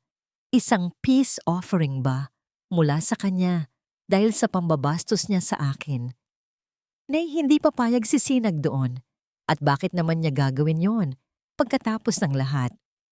Dahil kung hindi niya gagawin, ibig sabihin ay hindi ka talaga niya mahal, sabi ni Nanay habang hinahawakan ang kamay ko. Ban anak, isipin mo ang kinabukasan natin. Isipin mo si Kidlat, kailangan niya ng matitirhan habang bumabangon sa negosyo niya. Tumayo ako. Pakiramdam ko ay nasusuka ako sa dami ng pressure. Lalabas muna ako. Magpapahangin lang. Siguraduhin mong kakausapin mo si Sinag, ha? Sabihin mo, iuurong natin ang lahat ng sama ng loob kung susunod siya sa gusto natin. Pahabol ni Nanay. Naglakad-lakad ako sa lobby ng kondo pero hindi ako nakalayo. Gusto kong hanapin si Sinag pero natatakot ako sa kung anong sasabihin niya. Habang pabalik na ako sa unit, napansin ko na bahagyang nakabukas ang pinto. Papasok na sana ako nang marinig ko ang tawanan ni Nanay Dalisay at Kidlat mula sa kusina. Hindi ito ang boses ng isang inang nag-aalala o nasasaktan. Ito ay tawang puno ng tagumpay. Nay, galing mo talaga umarte kagabi. Akala ko talaga, hihimatayin ka na sa presyon. Sabi ni Kidlat habang tumatawa. Sus, kailangan yon para kumampi sa atin si Ban. Alam mo naman ang kuya mo, malambot ang puso sa akin basta utang na loob na ang pag-uusapan. Sagot ni Nanay Dalisay. Kailangang mapilit niya si Sinag na ilipat ang titulo ng kondo na ito. Kapag nakuha na natin ang papel, madali na nating mapapalayas ang babaeng yan. Napatigil ako sa may pintuan. Parang binuhusan ako ng malamig na tubig. Ang tibok ng puso ko ay bumilis sa sobrang kaba at galit. At kapag nakuha na natin, Nay, ibenta na natin agad to, mungkahi ni Kidlat. Masyadong malaki to para sa atin. Sa pera nito, makakabili tayo ng malaking bahay sa mas murang subdivision. At ang sobra, pambayad ko sa utang sa kasino at puhunan sa bago nating raket. Iyon nga ang plano ko, Kidlat. Hahayaan lang natin si Ban na isipin na para sa pamilya ito. Pero sa huli, tayo ang magdedesisyon. Pasalamat siya at may asawa siyang mapera. Kung hindi, baka pati siya ay kinalimutan ko na. Paano si Kuya Ban kapag nalaman niya? Tanong ni Misty na tila nakikisali na rin sa plano. Wala siyang magagawa. Sagot ni Nanay Dalisay ng may malamig na tono. Susunod at susunod yan sa akin dahil ako ang nanay niya. Hindi niya kayang mabuhay na alam niyang galit ako sa kanya. Ganyan ko pinalaki ang kuya mo. Sunod-sunuran. Napahawak ako sa pader. Ang bawat salita nila ay tila mga palaso na tumatagos sa aking likuran. Ang nanay ko, ang inang pinag-alayan ko ng lahat ng aking respeto at pagmamahal, ay ginagamit lang pala ako. Ginamit nila ang aking kahinaan para saktan ang tanging babaeng nagmahal sa akin ng totoo. Naalala ko ang lahat ng sakripisyo ni Sinag, ang mga gabing umiiyak siya sa video call dahil sa pagod sa Singapore, ang mga pagkakataong tinitipid niya ang sarili niya para lang may maipadala sa amin. At ang tanging ganti ko sa kanya ay isang sampal at ang pagpapatuloy sa mga kasinungalingan ng pamilya ko. Nanginginig ang aking buong katawan habang dahan-dahang binubuksan ng pinto ng tuluyan. Lumingon silang tatlo sa akin. Ang mga tawa sa kanilang mga mukha ay biglang napalitan ng gulat at pagkagimbal. Biban, kanina ka pa ba dyan? Ba dyan? Nauutal na tanong ni Nanay Dalisay habang pilit na nagtatago ng kaba sa likod ng isang pilit na ngiti. Tiningnan ko siya ng diretso sa mata. Sa unang pagkakataon sa aking buhay, hindi ko nakita ang aking ina. Ang nakita ko ay isang estranghero na puno ng kasakiman. Narinig ko lahat, Nay. Mahina kong sabi, pero ang bawat salita ay puno ng bigat. Narinig ko ang lahat ng plano niyo ni Kidlat. Anak, nagbibiruan lang kami. Alam mo namang palabiro itong si Kidlat. Huwag niyo na akong lokohin. Sigaw ko na yumanig sa buong penthouse. Ginamit niyo ako. Pinagawa niyo sa akin ang mga bagay na hinding-hindi ko dapat ginawa sa asawa ko. Pinapunta niyo ako rito para lang maging kasangkapan sa pagnanakaw niyo. Ban, kuya, huminahon ka. Subok ni Kidlat na lumapit. Huwag mo akong matatawag na kuya. Tulak ko sa kanya. Lahat ng pera sa joint account namin ni Sinag, kinuha niyo para sa sugal mo. Ang bahay sa probinsya ibinenta niyo para sa luho niyo. At ngayon, pati ang huling dignidad ko, kukunin niyo? Lumingon ako kay Nanay Dalisay na ngayon ay wala ng bakas ng drama. Ang kanyang mukha ay naging matigas at malamig. O sige, narinig mo na ang totoo. Ngayon, ano ang gagawin mo? Hamon ni Nanay Dalisay. Susumbong ka sa asawa mo. Sa tingin mo ba ay tatanggapin ka pa niya pagkatapos mong saktan siya? Ban, wala ka nang babalikan pa maliban sa amin. Kami na lang ang pamilya mo. Napaluhod ako sa sahig. Ang sakit ay hindi na maipaliwanag. Tama siya. Nasira ko na ang lahat kay Sinag. Ang tiwala, ang pag-ibig, ang respeto, Lahat ay itinapon ko para sa mga taong hindi naman ako pinapahalagahan. Ngunit sa gitna ng aking kawalan ng pag-asa, biglang tumunog ang doorbell. Hindi ito ang mahinahon na doorbell. Ito ay sunod-sunod na doorbell na tila may dalang babala. Kasabay nito ang malakas na kalabog sa pinto. Building Security and Police. Buksan ang pinto. May warrant kami para sa eviction at aresto. Napatayo kaming lahat. Ang takot sa mukha ni Nanay Dalisay at Kidlat ay naging tunay na sa pagkakataong ito. Tumingin ako sa pintuan at alam kong nasa kabilang panig si Sinag. Hindi na siya ang asawang nagmamakaawa. Siya na ang babaeng handang maningil. At sa sandaling iyon, alam ko na kailangan kong gawin ang nararapat. Kahit na ang ibig sabihin nito ay ang tuluyang pagkawala ng pamilyang kinalakihan ko. Nakatayo ako sa tapat ng elevator ng Residensya Silayan. Sa tabi ko ay si Hiraya, ang sheriff, 2 locksmith, at 4 na malalaking security guard na upahan mula sa isang dekalidad na agency. Hindi ko na kailangan ng emosyon ngayon. Ang kailangan ko ay aksyon. Bago kami pumasok sa loob, binuksan ko ang aking cellphone. Pinasok ko ang smart home application ng aking penthouse. Sa isang pindot ko lang, ang kuryente sa Unit 4,000, 205 ay tuluyang naputol. Sumunod ang internet connection. At huli, ang water supply valve. Magsimula na tayo, malamig kong sabi. Pagdating sa tapat ng pinto, hindi na ako kumatok. Inutusan ko ang locksmith na gamitin ang kanilang master tool para buksan ang manual lock na ipinalit ni Van. Sa loob ng 5 minuto, bumukas ang pinto. Sinalubong kami ng dilim at ang ingay ng pagrereklamo mula sa loob. Ano ba? Kidlat? Bakit namatay ang TV? Van? Bakit walang ilaw? Sigaw ni Doña Dalisay mula sa sala. Nay, pati ang wifi na wala. At ang gripo, walang tubig. Bulyaw naman ni Kidlat. Pumasok ako sa loob, kasunod ang aking army. Sa tulong ng mga flashlight ng security, nakita namin silang 3 na nagkakagulo sa gitna ng sala. Nang makita nila ako, tila nakakita sila ng multo. Sinag? Anong ibig sabihin nito? Bakit may mga kasama kang pulis at mga lalaking yan? Tanong ni Van. Ang boses ay puno ng kaba. Good morning! Bati ko, habang dahan-dahang naglalakad patungo sa bintana para buksan ang mga kurtina at hayaang pumasok ang liwanag ng umaga. Nandito ako para sa general cleaning ng bahay ko at ang unang kailangang itapon ay ang mga basura. Aba, at talagang tinawag mo kaming basura? Sigaw ni Doña Dalisay. Akmang lalapit sa akin pero hinarangan siya ng 2 security guard. Van, tingnan mo ang asawa mo. Pinapasok ang mga kung sino-sinong lalaki sa bahay natin.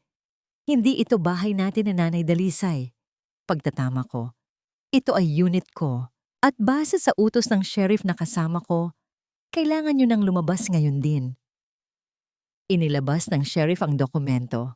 Ito po ang Notice to Vacate and Rate of Possession. Ayon sa record, ang unit na ito ay pagmamay-ari ni Mrs. Sinag Marilag. Ang mga taong hindi autorisado ay kailangang umalis sa loob ng 30 minuto o mapipilitan kaming gamitan kayo ng puwersa. 30 minuto? Napakaikli naman yan. Saan kami pupunta? Sigaw ni Kidlat. Hindi ko na problema yon, Kidlat. Sagot ko habang tinitingnan ang aking relos. Maaari nyo nang kunin ang inyong mga damit. Pero babala, lahat ng gamit na nasa loob ng unit na ito na hindi nyo dala noong dumating kayo ay mananatili rito. Iyan ay kabilang sa aking mga alahas, bag, at kagamitang sinira nyo. Van, gawin mo ang paraan. Mag-asawa kayo. 'Di ba? Pakiusap ni Misty na mukhang maiiyak na sa takot. Tumingin sa akin si Van. Ang kanyang mga mata ay puno ng pagsisisi, pero wala na itong epekto sa akin. Sinag, please, kahit si nanay lang muna ang iwan mo rito. Matanda na siya. Huwag mo namang gawin ito sa kanya. Van, ang nanay mo ang nagturo sa iyo na sampalin ako Ang nanay mo ang nagplano na nakawin ang penthouse na ito sa akin. Sabi ko nang walang kurap. At ikaw ang nagsilbing susi para magawa nila yon. Wala kayong pinagkaiba sa isa't isa. Inutusan ko ang locksmith na simulan na ang pagpapalit ng electronic lock system. Sa bawat tunog ng barena, tila ba unti-unting nababaklas ang ugnayan namin ni Van. Sheriff, pakisimulan na ang pag-aalis ng kanilang mga gamit. Utos ni Hiraya. Nagsimulang kumilos ang mga security guard. Kinuha nila ang mga sako-sakong gamit ni Kidlat at inilabas sa pasilyo ng kondo. Nagsimulang magsisigaw si Doña Dalisay, nagpagulong-gulong sa sahig at nagkunwaring inaatake sa puso. Aray, ang puso ko. Pinapatay ako ng manugang ko. Tulong! Sigaw ng matanda. Tumawag po kayo ng ambulansya. Utos ko sa isang guard nang hindi man lang natitinag. Dalhin siya sa pinakamalapit na pampublikong ospital. Pero ang unit na ito kailangang malinis ngayon din. Nang makita ni Doña Dalisay na hindi epektibo ang kanyang drama, bigla siyang tumayo at sinugod ang isa sa aking mga display cabinet.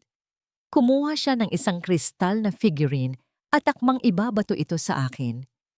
Kung hindi ito magiging sa amin, wala ring makikinabang. Sigaw niya. Ngunit bago pa niya maibato ang kristal, mabilis na nahawakan ng guard ang kanyang kamay. Ang kristal ay nahulog sa carpet. Hindi nabasag, pero sapat na yon para patunayan ang kanilang hangarin. Kidlat, Van, Misty, labas! Utos ng sheriff sa matigas na boses. Isa-isang inakay ng mga guard ang pamilya ni Van palabas ng pinto. Si Kidlat ay nagpupumiglas pa, habang si Misty ay panay ang iyak. Si Van naman ay naglalakad nang nakatungo. Bit-bit ang isang maliit na bag ng kanyang mga damit. Huminto si Van sa tapat ko bago siya tuluyang lumabas. Sinag, "Huli na ba talaga ang lahat?" Tanong niya sa pabulong na boses. Tinitigan ko siya. "Van, ang pinto ng bahay na ito ay pinalitan ko na. Pero ang pinto ng puso ko, matagal mo nang sinira. Magpasalamat ka at hindi ko muna itinuloy ang demanda sa iyo bilang kasabwat sa forgery. Pero kapag hindi kayo umalis sa paningin ko, hinding-hindi ako mag-aalinlangan." Tuluyang lumabas si Van. Isinara ng locksmith ang pinto at inactivate ang bagong security code. Biglang tumahimik ang buong penthouse. Wala nang sigawan, wala nang karaoke. Tanging ang mahinang huni ng aircon na muli kong binuksan ang naririnig. Napaupo ako sa sofa. Doon ko lang naramdaman ang panginginig ng aking mga kamay. Hindi dahil sa takot, kundi dahil sa pagpapakawala ng lahat ng bigat na dinala ko nitong mga nakaraang araw. "You did well, Sinag," sabi ni Hiraya habang hinahawakan ang balikat ko. "Salamat, Hiraya, pero alam kong hindi pa ito tapos," sagot ko.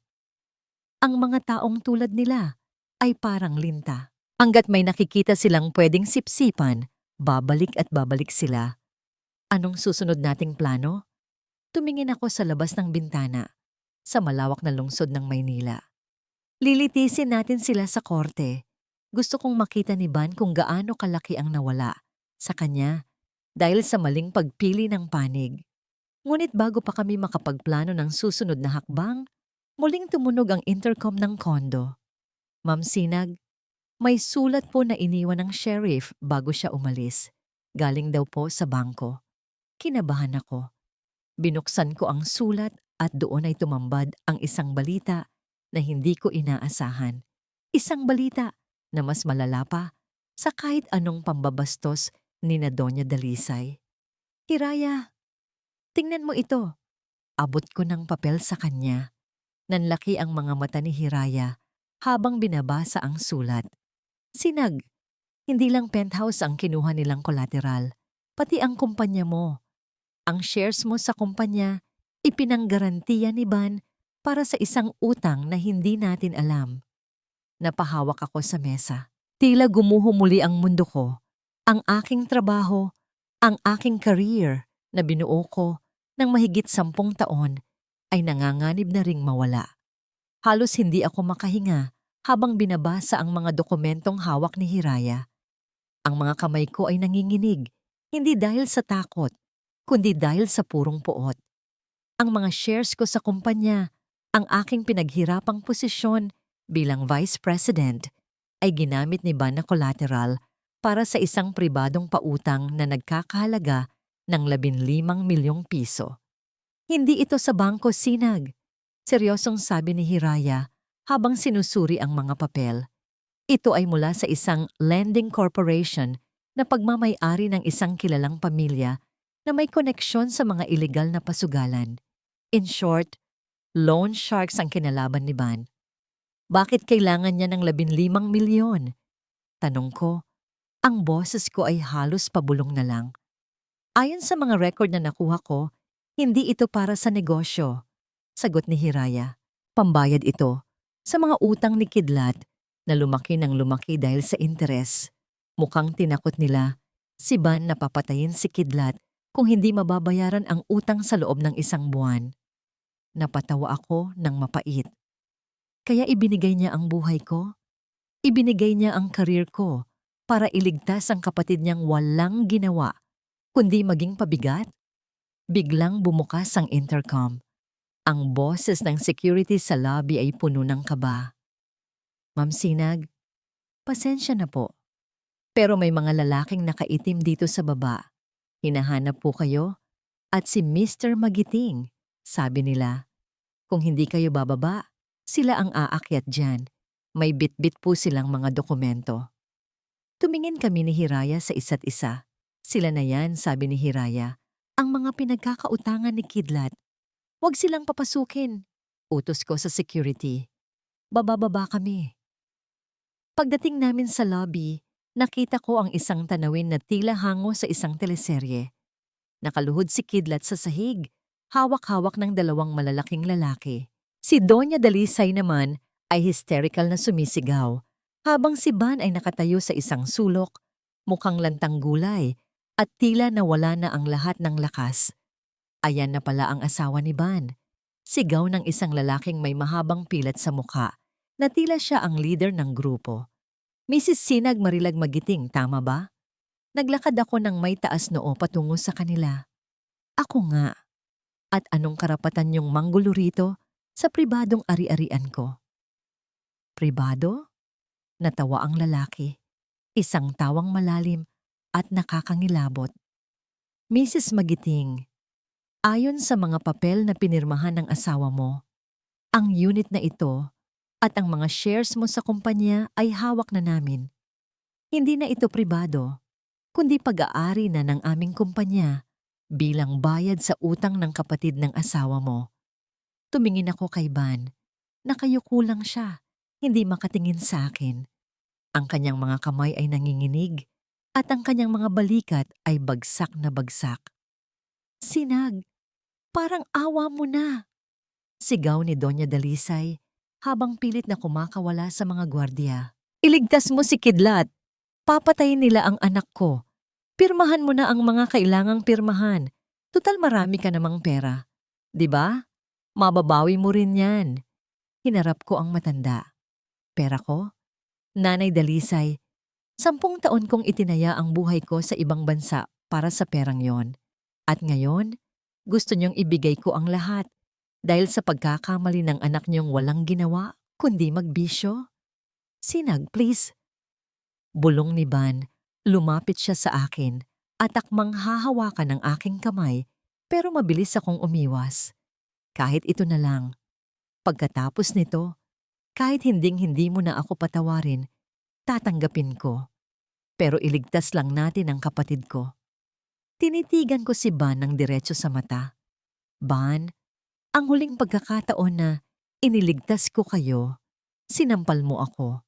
Ngayon, hinihiling mo na ibigay ko ang karir ko, ang buong pagkatao ko. Humarap ako sa lalaking may pilat. Ginoo, gusto kong malaman mo ang isang bagay. Ang lahat ng dokumentong hawak nyo na may pirma ko ay peke. Forged signatures. At ang asawa ko na kumuha ng utang sa inyo, wala siyang karapatang ipang-collateral ang mga shares ko dahil hindi niya iyon pag-aari. Nagbago ang ekspresyon ng lalaki. Tumingin siya kay Ban Pagkatapos ay sa dokumentong hawak niya. Anong ibig mong sabihin? Ibig sabihin, biktima rin ako ng panloloko ng pamilyang ito. Sabi ko habang inilalabas ang mga kopya ng kasong isinampa namin ni Hiraya kaninang umaga. Nasa korte na ang reklamo ko para sa falsification of private documents.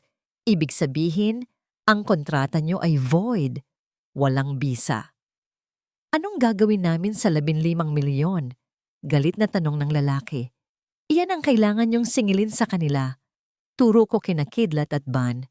At kung kailangan nyo silang dalhin sa pulisya para sa estafa, malugod ko kayong tutulungan. Pero ang penthouse ko at ang shares ko sa kumpanya, hinding-hindi nyo makukuha. Biglang nagkagulo. Sinubukan ni Kidlat na tumakbo pero mabilis siyang nakuha ng mga lalaki. Si Doña Dalisay naman ay nagsimulang magsisigaw at manabunot. Sinisisi ang lahat maliban sa sarili niya. Sinag, hayop ka, wala kang puso. Hinayaan mo kaming mabulok sa hirap. Sigaw ni Doña Dalisay habang hinihila siya ng mga pulis na kararating lang sa lobby. Pinanood ko silang lahat na isinasakay sa patrol car. Si Kidlat na umiiyak, si Doña Dalisay na nagmumura, at si Ban na lumingon sa akin sa huling pagkakataon bago isara ang pinto ng sasakyan. Walang natira sa kanyang mukha kundi ang labis na kahihiyan at pagsisisi. Ngunit para sa akin, huli na ang lahat.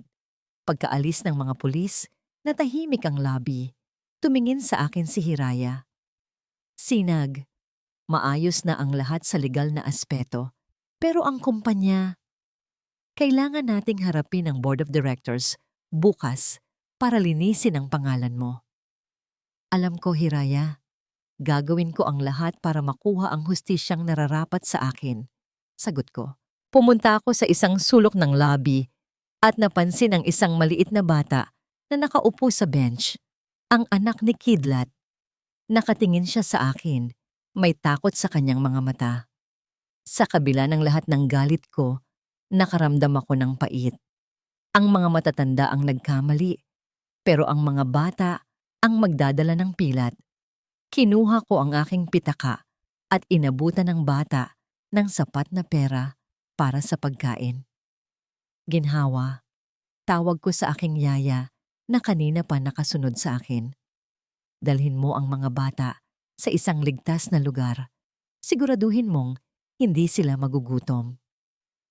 Opo, Ma'am Sinag, sagot ni Ginhawa. Habang naglalakad ako pabalik sa elevator, naramdaman ko ang pagod na hindi ko naramdaman noon. Ang aking tagumpay ay may kasamang pait. Nabawi ko ang aking tahanan, nabawi ko ang aking ari-arian, pero nawala ang pangarap ko ng isang buong pamilya. Pagpasok ko sa loob ng aking penthouse, sinalubong ako ng katahimikan.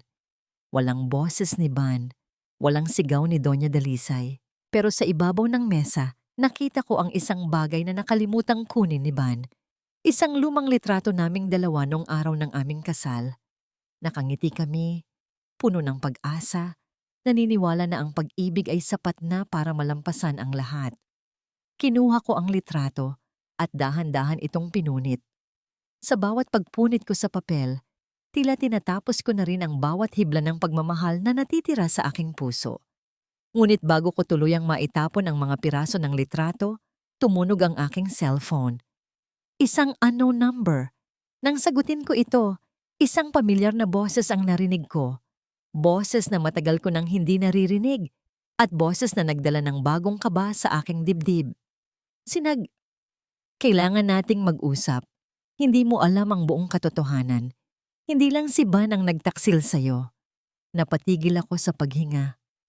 Sino ito? Ang taong nagmamalasakit sa'yo noon pa man. At ang taong may hawak ng ebidensya na ang buong kumpanya nyo ay matagal nang balak pabagsakin ng sarili mong mga partner. Gamit ang pamilya ni Ban, nabitawan ko ang punit na litrato. Ang laban na akala ko ay tapos na, tila nagsisimula pa lamang. Nananatili akong nakatayo sa gitna ng sala. Hawak ang cellphone na tila isang mainit na bakal. Ang boses sa kabilang linya ay boses ni Mr. Baltazar Ang dating chairman ng aming kumpanya na nag-resign 6 na buwan na ang nakalilipas. Sinag, huwag kang magtitiwala sa kahit kanino sa board bukas, babala ni Mr. Baltazar. Ang 15 milyong utang ni Kidlat? Hindi yun aksidente. May nag-udyok sa mga loan sharks na puntahan ng asawa mo dahil alam nilang si Ban ang pinakamahina mong bahagi. Sino ang gumawa nito, Mr. Baltazar? Tanong ko. Pilit na pinapatatag ang aking boses sa kabila ng panginginig ng aking tuhod. Si Dante. Ang kompetensya mo para sa pagiging president ng kumpanya. Diretsahang sagot niya.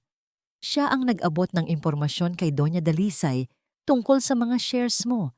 Ginamit niya ang kasakiman ng biyenan mo para bitagin si Ban.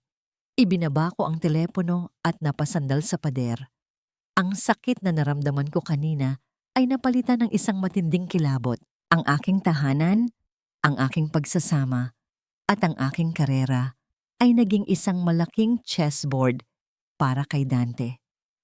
At ang pamilya ni Ban ang naging mga piyesa na madaling itulak. Hiraya, kailangan nating pumunta sa presinto.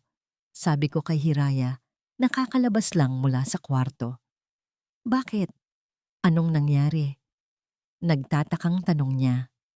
Kailangan kong makausap si Ban ngayon din. Pagdating namin sa presinto, amoy ng lumang papel at pawis ang sumalubong sa amin.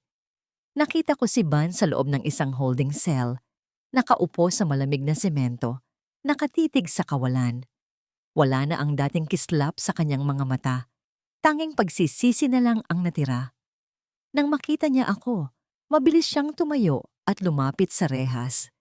Sinag, akala ko hindi mo na ako sisiputin. Sorry, Sinag. Patawarin mo ako. Hindi ako sumagot agad. Pinagmasdan ko lang siya. Ban, may itatanong ako sa'yo. At siguraduhin mong totoo ang isasagot mo dahil ito na ang huling pagkakataon na makakausap mo ako. Ano yon, Sinag? Kahit ano, sasabihin ko. Sino ang nagudyok kay Nanay Dalisay na nakawin ang shares ko? Sino ang nagpakilala sa inyo sa mga loan sharks na yon? Napatigil si Ban. Umiwas siya ng tingin. Isang lalaki. Ang pangalan niya ay Dante. Sabi ni Nanay, kaibigan mo raw siya sa trabaho. Sabi niya, gusto ka lang daw niyang tulungan na magkaroon ng passive income kaya kailangang ilipat ang share sa pangalan ni Nanay para hindi raw taxable. Napapikit ako sa sobrang galit. At naniwala naman kayo?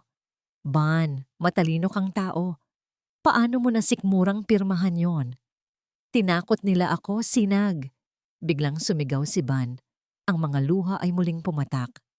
Sabi ni Dante, kung hindi ko gagawin yon, mawawala ang trabaho mo dahil may mga anomalya raw siyang natuklasan sa mga accounts mo sa Singapore. Ginawa ko yon para protektahan ka. Akala ko nililigtas kita. Natawa ako ng mapait. Isang tawang nauwi sa hikbi. Niligtas? Ban, pinirmahan mo ang sarili nating hatol. Ginamit ka ni Dante para pabagsakin ako. At ang masakit, naging instrumento ka ng kaaway ko dahil mas pinaniwalaan mo ang mga kasinungalingan nila kaysa sa akin. Sinag, hindi ko alam. Bulag na bulag ako kay Nanay. Sabi niya para sa atin to. Iyon ang problema, Ban. Palagi mong inuuna ang sabi ni Nanay. Kahit kailan, hindi mo tiningnan kung ano ang totoo. Sabi ko, habang dahan-dahang tumatalikod. Sinag, wag mo akong iwan dito. Magbabago ako. Gagawin ko ang lahat. Pagmamakaawa niya, ang kanyang mga kamay ay pilit na inaabot ako sa pagitan ng mga rehas. Huminto ako, pero hindi lumingon. Ban, ang pagbabago ay hindi ginagawa sa loob ng selda para lang makalabas. Ginagawa ito dahil na-realize mo ang halaga ng taong sinira mo at sa ngayon, wala ka nang babalikan sa akin. Lumabas ako ng presinto, kasunod si Hiraya. Ang hangin sa labas ay tila masariwa, pero ang bigat sa aking dibdib ay hindi pa rin nawawala. Anong plano natin bukas sa board meeting? Tanong ni Hiraya. Bukas, hindi lang ang pamilya ni Ban ang babagsak. Sagot ko ng may matigas na determinasyon. Bukas, tatanggalin ko ang maskara ni Dante sa harap ng lahat. Ipapakita ko sa kanila na ang babaeng sinubukan nilang tapakan ay ang babaeng magpapabagsak sa kanila. Pagbalik ko sa penthouse, hinarap ko ang katahimikan. Kinuha ko ang aking laptop at sinimulang ihanda ang presentation para bukas. Ang bawat slide, ang bawat ebidensya ay tila isang bala na itatama ko sa puso ng korupsyon sa loob ng aking kumpanya. Ngunit sa gitna ng aking pagtatrabaho, may nakita akong isang sobre sa ilalim ng pinto. Walang pangalan ng sender. Binuksan ko ito at doon ay may nakita akong isang USB drive at isang maikling sulat. Mula kay Yaya Ginhawa, nakita ko ito sa bag ni Doña Dalisay nung nililigpit ko ang mga gamit niya. Pakinggan mo ang audio file na to. Ito ang pruweba na kailangan mo. Isinalpak ko ang USB sa aking laptop. Ang audio recording ay pag-uusap ni Dante at Doña Dalisay. Doña Dalisay, kapag napirmahan na ni Ban ang SPA, ibibigay ko sa inyo ang 3 milyong cash. At si Sinag, huwag kayong mag-alala. Sisiguraduhin kong hindi na siya makakabalik sa kumpanya. Magiging sa inyo na ang lahat. Naramdaman ko ang panlalamig ng aking buong katawan. Hindi lang ito manipulasyon. Ito ay isang malinaw na nasabwatan. Isinara ko ang aking laptop at tumingin sa salamin. Ang pasa sa aking pisngi ay medyo malabo na, pero ang sugat sa aking puso ay mananatiling paalala. Handa na ako, bulong ko sa sarili. Ang bawat oras sa loob ng selda ay tila 1 taon. Ang amoy ng kalawang at semento ay naging bahagi na ng aking bawat paghinga. Pero ang mas masakit na amoy na hindi ko maalis sa aking sistema ay ang amoy ng sarili kong kataksilan. Magiting, may bisita ka, sigaw ng gwardiya. Inaasahan kong si Sinag ang makikita ko, pero si Yaya Ginhawa ang nakatayo sa labas ng rehas. Ang kanyang muka ay puno ng lungkot at pagod. Ya, nasaan si Sinag? Kumusta siya? Tanong ko agad. Si Sinag ay nasa hospital, Ban, sagot ni Ginhawa. Ang nanay mo, inatake sa puso pagkatapos siyang dalhin sa presinto.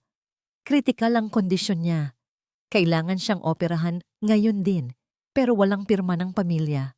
Nalaglag ang balikat ko. Bakit si Sinag ang nandoon? Nasaan si Kidlat? Si Kidlat! Ayun, nakakulong din sa kabilang presinto at walang pakialam, kundi ang sarili niya. Wika ni Ginhawa ng may pait. Si Sinag lang ang may kakayahang magbayad at magdesisyon para sa operasyon ng nanay mo. Ban, ang babaeng sinampal mo, ang babaeng pinagtulungan ninyong nakawan. Siya ang tanging pag-asa ng nanay mo ngayon. Napahawak ako sa rehas at napahagulgol. Gusto kong sumigaw sa galit sa sarili ko. Gusto kong saktan ang sarili ko dahil sa lahat ng kahihiyang idinulot ko kay Sinag. Ano ang desisyon ni Sinag, ya? Pirmahan niya ang papel, Ban. Binayaran niya ang deposit. Pero sabi niya, ginawa niya iyon hindi bilang manugang, kundi bilang isang tao na ayaw pumatay ng kapwa. Pagkatapos nito, tapos na ang lahat ng obligasyon niya sa inyo. Nakatayo ako sa labas ng operating room. Pinagmamasdan ko ang aking mga kamay na kanina lang ay pumirma sa dokumentong magliligtas sa buhay ni Doña Dalisay. Bakit mo ginawa yon, Sinag? Tanong ni Hiraya na kararating lang mula sa kumpanya. Pagkatapos ng lahat ng ginawa niya sa'yo, bakit mo pa siya iniligtas? Dahil kung hahayaan ko siyang mamatay, dahil lang sa galit ko, hindi ako magiging mas mabuti kaysa sa kanila. Hiraya, sagot ko ng mahinahon. Gusto kong mabuhay siya. Gusto kong makita niya ang bawat segundo ng aking pag-angat habang siya ay nananatili sa dilim ng kanyang mga maling desisyon. Ang pagpapatawad ay hindi para sa kanya. kundi para sa kapayapaan ng puso ko. Speaking of pag-angat, tapos na ang board meeting. Balita ni Hiraya ng may ngiti. Narinig nila ang audio recording. Dante was fired on the spot at sinasampahan na siya ng kumpanya ng criminal cases. Ang mga shares mo ay protektado na at ikaw na ang opisyal na itinalagang bagong president ng kumpanya. Isang malalim na buntong hininga ang pinakawalan ko. Tagumpay. Pero bakit tila may kulang pa rin?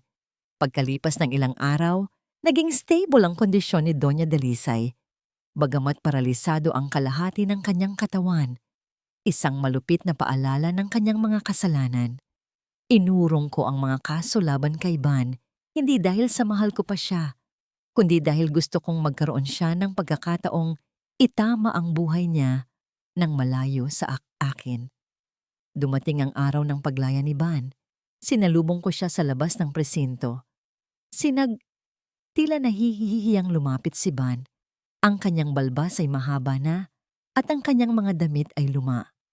Salamat. Salamat sa lahat. Inabot ko sa kanya ang isang brown envelope. Iyan ang mga dokumento para sa legal separation at ang turnover ng maliit na lupa niyo sa probinsya na tinulungan kong mabawi sa mga loan sharks. Iyan na ang huling tulong na makukuha mo sa akin, Van. Sinag, hindi ko kailangan ng lupa. Ang kailangan ko ay Hindi, Van. Ang kailangan mo ay mahanap ang sarili mo. Putol ko sa kanya. Hindi mo ako pwedeng mahalin kung hindi mo kayang tumayo sa sarili mong mga paa laban sa maling dikta ng ibang tao. Hindi ako ang iyong tagapagligtas. Ikaw dapat ang magligtas sa sarili mo. Saan ka pupunta? Tanong niya habang pilit na pinipigilan ang kanyang mga luha. Pupunta ako sa lugar kung saan hindi ko na kailangang magpaliwanag ng aking halaga. Sagot ko. Pupunta ako sa aking kinabukasan. Hihintayin kita, Sinag. Pangako niya. Magtatrabaho ako sa probinsya. Aalagaan ko si nanay. Magiging lalaki ako na karapat-dapat sa pangalan ko. Pagkatapos ng 1 taon o kahit 10 taon, sana bigyan mo ako ng pagkakataong makipag-usap sa'yo, hindi bilang asawa, kundi bilang isang kaibigan. Hindi ako nangako. Ngumiti lang ako. Isang ngiting puno ng pagtanggap. Pinanood ko si Van na maglakad palayo. Bitbit ang kanyang maliit na bag at ang bigat ng kanyang pagsisisi. Alam kong mahaba pa ang kanyang lalakbayin, pero sa unang pagkakataon, nakita ko sa kanya ang isang tunay na lalaki na handang harapin ang kanyang mga pagkakamali. Bumalik ako sa aking penthouse. Ang araw ay unti-unting lumulubog. Nagbibigay ng kulay kahel sa buong paligid. Binuksan ko ang bintana at hinayaan ang sariwang hangin na pumasok. Wala ng anay, wala ng ingay. Ang penthouse na ito ay hindi na lang basta isang gusali. Ito ay naging simbolo ng aking katatagan. Natutunan ko na ang pagmamahal ay may hangganan at ang hangganang iyon ay ang pagrespeto sa sarili. Dahan-dahan kong kinuha ang aking baso ng wine at itinaas ito sa hangin. Tila nagbibigay ng toast sa bagong kabanata ng aking buhay. Sa kapayapaan, bulong ko. At sa wakas, nahanap ko na ang katahimikang matagal ko nang hinahangad. 1 taon ang mabilis na lumipas. Nakatayo si Sinag sa loob ng isang bagong bukas na orphanage na itinayo niya bilang bahagi ng kanyang advocacy. Isang pamilyar na boses ang tumawag sa kanyang pangalan mula sa likuran. Paglingon niya, isang lalaking maayos ang pananamit, may dalang 1 paso ng lavender na bulaklak at may mga matang puno ng pag-asa ang nakatayo roon. Sinag, kumusta ka na? Isang matamis na ngiti ang sumilay sa mga labi ni Sinag. Ang kwento ay hindi nagtatapos sa pag-iisa, kundi sa bagong pagkakataon na buuin ang sarili bago muling magbukas para sa iba. Ang kwento ni Sinag at Van ay nagtuturo sa atin na ang tunay na pag-ibig ay hindi pagsuko ng iyong dignidad. Ang utang na loob ay dapat na maging tulay ng pasasalamat, hindi tanikala ng pang-aabuso. Sa buhay, kailangan nating matutunang gumuhit ng linya, hindi dahil hindi tayo nagmamahal, kundi dahil mahal natin ang ating sarili ng sapat para hindi hayaang wasakin ng iba ang ating kapayapaan. Maraming salamat po sa inyong pagsama sa amin sa madamdaming kwento ni Sinag at Van. Sana ay nagbigay ito ng inspirasyon at aral sa bawat isa sa atin. Ano po ang masasabi ninyo sa naging desisyon ni Sinag? Dapat ba niyang bigyan ng pangalawang pagkakataon si Van pagkatapos ng 1 taon? I-comment niyo po ang inyong mga saloobin sa ibaba. Gusto naming marinig ang inyong mga opinyon. Hindi dito nagtatapos ang ating paglalakbay. Marami pa pong kwentong kasing ganda at mas puno ng aral dito sa aming channel. Kung nagustuhan niyo ang kwentong ito, i-like, i-share sa pamilya at mga kaibigan at mag-subscribe na rin para lagi kayong updated sa mga susunod pa naming kwento. I-click niyo ang notification bell para kayo ang unang makarinig kapag may bago kaming upload. Pagpalain po kayo ng Panginoon, kayo at ang inyong buong pamilya. Hanggang sa muli!